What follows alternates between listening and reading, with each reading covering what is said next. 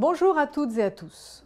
En cette semaine de sensibilisation à l'autisme, avec en point d'orgue la journée mondiale le 2 avril, je tenais à partager avec vous les avancées et à vous faire part du déploiement de la stratégie nationale pour l'autisme au sein des troubles du neurodéveloppement.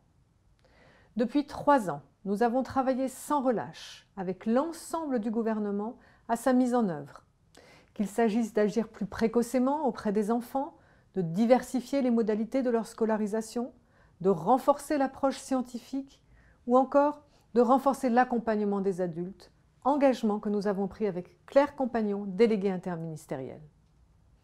Malgré la crise sanitaire, durant laquelle nous nous sommes recentrés sur l'information et l'accompagnement des personnes, le développement de nos actions se poursuit. Dans la recherche, nous progressons et rattrapons le retard français. Des moyens supplémentaires ont été accordés aux équipes de recherche pour une accélération de la production des connaissances avec la structuration d'une communauté de recherche, capable aujourd'hui de répondre à des appels à projets et de se positionner plus fortement en Europe.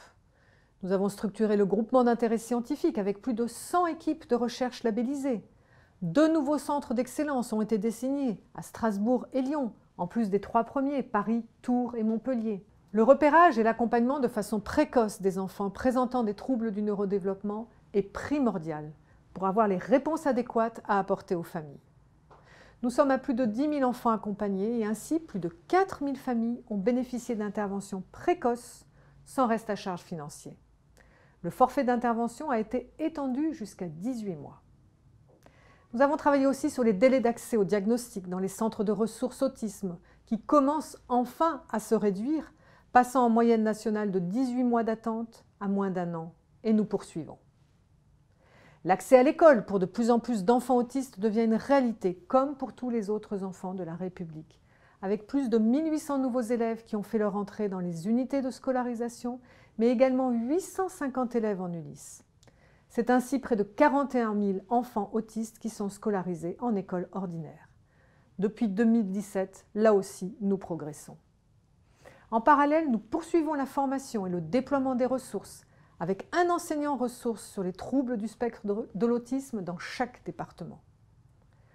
Je sais qu'au regard des difficultés anciennes, de la complexité de ces troubles, il nous reste encore beaucoup de travaux à poursuivre et amplifier, notamment pour les adultes autistes. Nous développerons, et je m'y engage dès 2021, des réponses innovantes pour les adultes autistes présentant des troubles très sévères, parce qu'il est de notre responsabilité d'accompagner mieux et de façon plus digne les personnes et leurs familles, et aussi de proposer aux professionnels des conditions de travail et d'accompagnement qui soient à la hauteur de ces enjeux. Notre engagement en faveur d'une amélioration de la qualité des pratiques professionnelles dans le domaine de l'autisme est sans faille. Nous devons répondre mieux aux attentes des personnes autistes et de leurs familles, et vous le savez, c'est la condition de l'amélioration de leur quotidien. Je tiens à saluer l'engagement des professionnels qui, chaque jour, agissent pour la pleine participation des personnes autistes dans notre société. Je veux aussi mettre en lumière l'action des associations qui nous ont accompagnés dans l'élaboration de cette stratégie et qui contribuent toujours, avec beaucoup d'exigence, à nos travaux. Je les en remercie.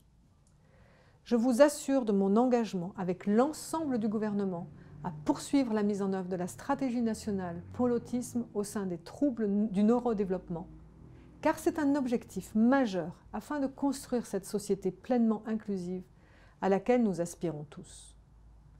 Rappelons-nous que nous pouvons tous ensemble changer la donne, en étant tous concernés et tous mobilisés, et tous en bleu le 2 avril. Merci.